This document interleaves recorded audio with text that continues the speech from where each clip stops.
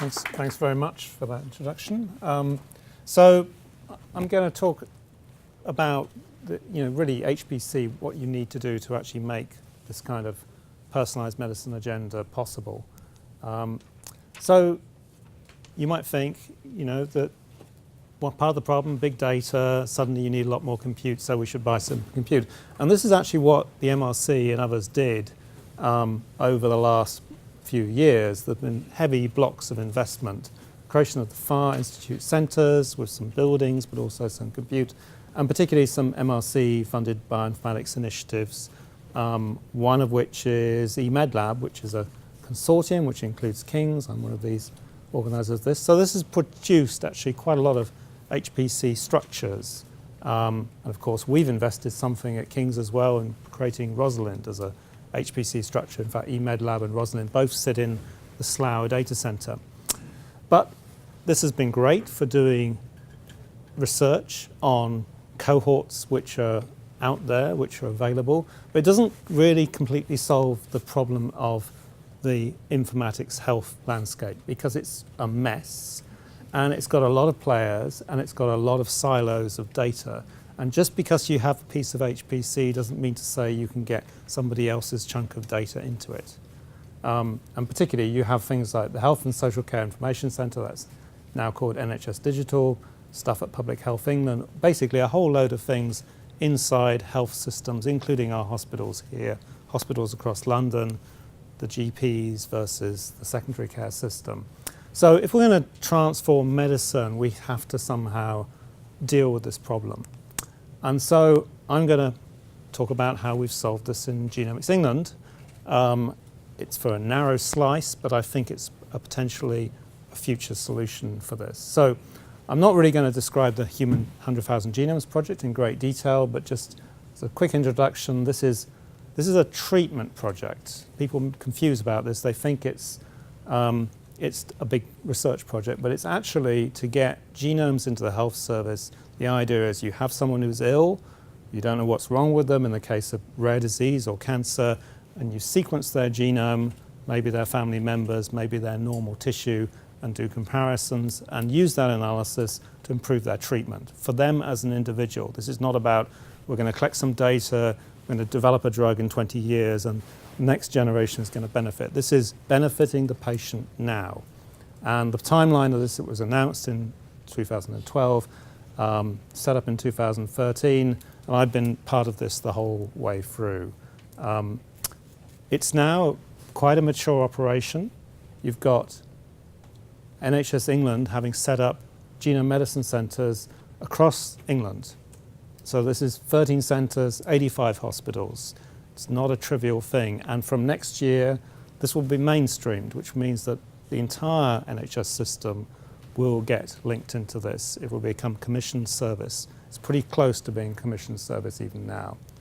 And what we built on the informatics side, which is what this is all about, is this system, this structure. So you've got these genome medicine centres, and they're interfacing with the patient, consenting the individuals who are ill and need this additional treatment option.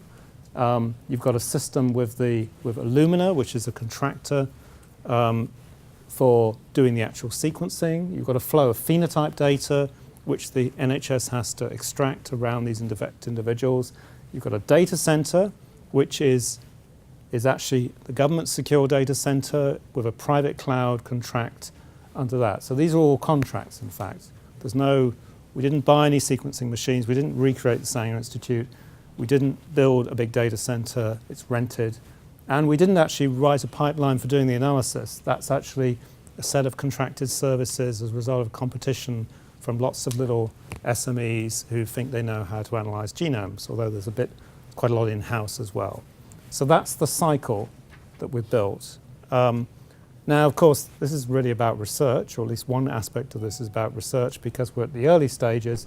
One aspect is using the data for the individual, the other is to use it for research as well. So, and I should just say what we've got to. So it's about 40,000 genomes have been sequenced, and returning results is behind, but there is a flow, which is now a continuous flow as opposed to it was until recently batch-based, but it's just gone continuous in the last couple of weeks. and we will catch up with the cancer reports quite quickly, for example. What are we telling participants? It's quite limited. We're not making predictions of their future. We're narrowly looking at the whole genome for the condition they're affected by. So we're taking people who are ill and trying to understand why they're ill, because trying to predict what's going to happen to the future is just too hard right now.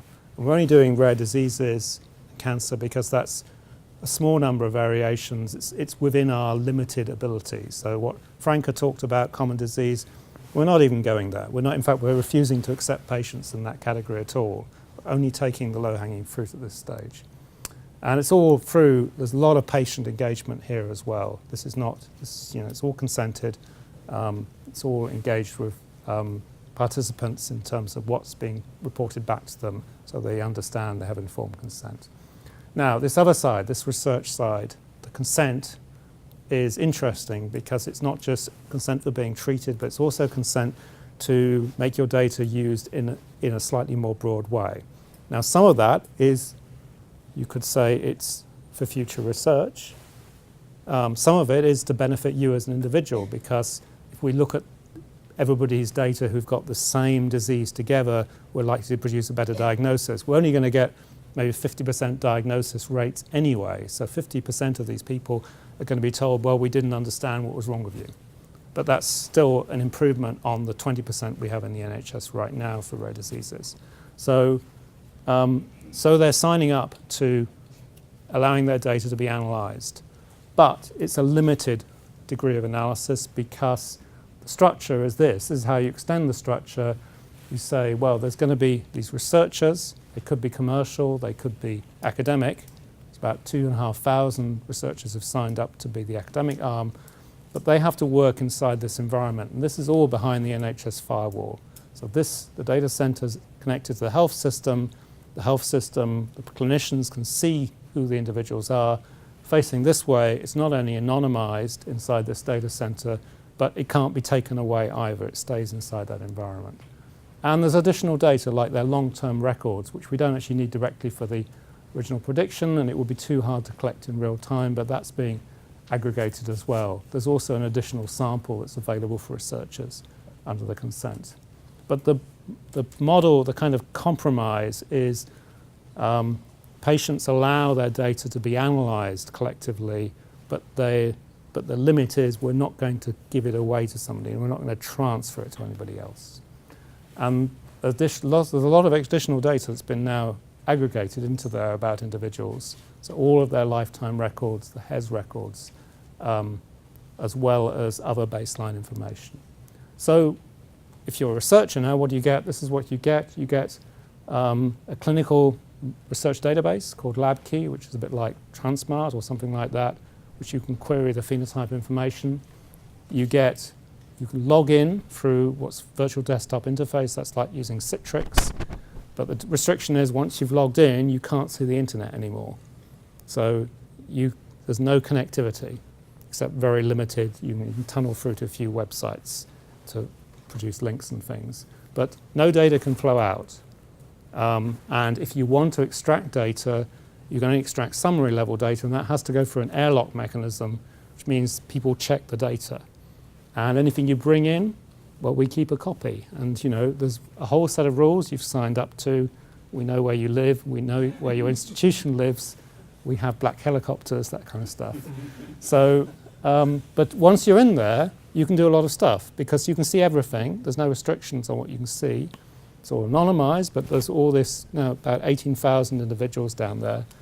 And you've got bioinformatics tools installed. You've got an LSF system there for job sharing. So it looks like this. This is what the desktop looks like. You can run a web browser in there, which allows you to access the clinical data system, which gives you the different table structure that you've got for tables in common, and then tables specific rare disease and specific for cancer. And then you've got a terminal window, which you can see an LSF list of the job queues that are running there, for example. So that's as far as we've got with this. And people are beginning to become onboarded. We're onboarding people today, I think, the second phase of onboarding. It will take a while to get everybody in there, and of course now can you support that many logins? That will be the interesting question in this virtualized environment, because up to now, you mentioned Ensemble.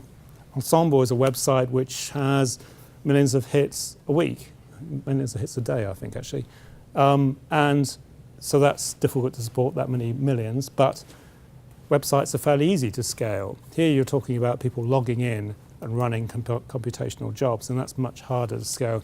In many ways, we won't know how well it works until we've scaled it and tried it, and so we're bringing people in a phased approach. But the program as a whole, just a couple of more things about it. So it stretches out into education. You've got 1.4 million people in the health service to educate, and that's linked to this environment as well, because the environment becomes a training environment in terms of people logging in and looking data from the training point of view. And we run a course here at King's. There's several across London doing that. There's also pathogens, small genomes as well. That's being run by Public Health England. So in fact, all the agencies of the health service are involved in this project in different ways, from the Department of Health, Special Creation, Genomics England, but also NHS England, Public Health England, and Health Education England. And if you want to see how all this fits together, Chief Medical Officer's report this year was specifically around Generation Genome. So, so this is the generic thing that I'm pointing at. This is what the construct is. And the idea is really that you have a data center and you run apps.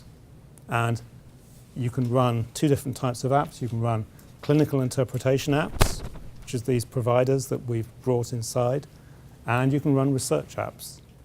And if you think of the success of the app model, the iPhone model, if you think of what was being said about transport, about London and smart cities, it's once you free the environment up to app developers that you free up innovation.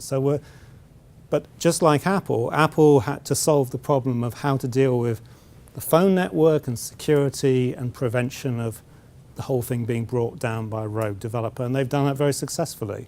They provided an SDK so you could write an app, but it operates in a highly constrained environment. So this is what we're trying to do here as well for health data. And of course that means that you can then think about, we've got only clinical apps doing very narrow things right now, but you can think of other things being built in, decision support links going back to your GP potentially. I mean, once you've got a genome stored or some other data stored in a structured way, you can query it for different points of view. You can go and do a pharmacogenomic test before you prescribe a drug, for example. You wouldn't do a test right now because you'd have to take a sample, get it processed, wait for the result, and you want to give a drug now. But if you've got a stored genome, you can go and do a real-time query. In fact, the decision support can be presented in real time within the person's record.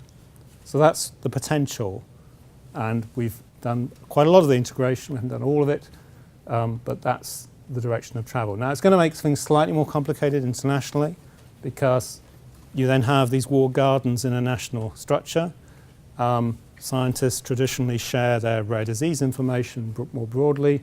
There's a couple of approaches to dealing with that. One is something called the Global Alliance for Genomes in Health, which we're members of here at King's, as well as Genomics England. And the idea of that is that software infrastructure enables you to federate systems, so you can share information without actually sharing the underlying data. The other solution is to consent people to another level. So if you say the basic consent is you don't distribute any data, but you can go back to patients, you've got consent for contact. You can potentially go and ask them, well, we couldn't find what was wrong with you, but if you're happier to share your data more broadly, we can look internationally, something like that. But you can also think of this now for other data types in the NHS. So you've got us with Genomics England building this model. It's not actually unlike what's been done in social science. It's just the scale of data size. So the whole of the East Anglian archive is only about 1 terabyte. We're at 15 petabytes. So that's the HPC difference between the two. But you can use this model this is how we're using it for all of the genome medicine centers across the country. I think one key point about this is how do you operate within the NHS in terms of funding? So the problem is we don't control hospitals the academic side doesn't control hospitals. You could say the vice versa is true too. So the hospitals don't want to pay for any infrastructure that's extra to support research, and equally the MRC doesn't want to fund clinical infrastructure either. So the hybrid that's been done for Genomics England is that we split the bill, that part of it is being paid by the Department of Health, and the MRC funded essentially an extra slice, which is providing some of the HPC and providing some of the online storage to make sure the genomes stay online. You know, the raw genome information for the researchers to process it rather than the summary which is needed by the NHS. So I think that that's one important mechanism for supporting this. But you can think of this is what's being adopted for other clinical data sets which are aggregated by NHS Digital from across the UK. NHS Digital is building a similar sort of platform for all of that data. We can also think about doing that locally, and we have done some stuff like that at King's. We have structured data. We have the HIC project, NIHR HIC, which allows you to work on a particular theme and construct a data model, because the data inside the NHS is very unstructured and very messy. So for Genomics England, we're asking for a very narrow extract to help interpret this person's condition. And that's causing a lot of pain, telling the hospitals they have to write XML out of their systems, even for a very narrow data set. So we can do that for specific themes, but it's very hard work. And this HIC project is only addressing 10 themes, 5 of which are cancer. And it's certainly made progress, but it's a slow approach. The alternative is to just take all the data and process it directly, and this is what's been pioneered down at SLAM with the CRIS system, which sits on top of the mental health record system there, and more recently CogStack, which is sitting on top of King's College Hospital. And these are all direct indexing of unstructured data, semantic processing of all that information, to provide a big kind of Google-like index that you can then query in different ways. So this is Richard Dobson's work and his colleagues down at SLAM. So if you can do that at the local level, you can also think of doing that at a London level. And there's this new thing called Health Data Research UK, this new institute, which has just been launched. And we're actually bidding, as all of us across London, to be part of that. So our London bid will put in this population of 8.7 million. And if we can spread out some of this technology for integrating between primary and secondary systems, we may, even if we can't solve the structure of the clinical data, at least we may be able to make it more queryable in a generic way. So this all fits with the life science strategy, of course. Government sees genomics, big data, and clinical data coming together as being a sort of magic future for giving us something in the economy of the UK. So I'll just acknowledge on the GEL side, there's a huge number of people involved. Genomics England's about 150 people now, but there's been lots of contributions across, as I said, the whole of the NHS. And on the King's side, of course, there's the HIC project, there's CogStack, there's a KHP Informatics group, which is trying to connect all of our regional health data together more efficiently, and then, of course, Rosalind as well.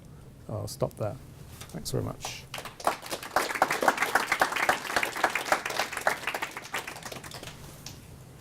So we are at time for our break. I will take one quick question if there is one. What's the comparison with IBM Watson? IBM Watson. So IBM Watson claims to be able to process, semantic, it's the clinical data. And it's doing something. I wouldn't say that its reputation is that fantastic. I mean, it's kind of putting AI on top. So clearly you can get something out of semantic processing of data. The real question normally becomes, can you get as far as actually making something useful and predictive in a healthcare setting? So the Genomics England strategy is we're going to do something very, very narrow, because there we can provide something with confidence. predicting things more generically, I think, is a lot harder, and even the current AI is, it's hard work, especially given the quality of the data.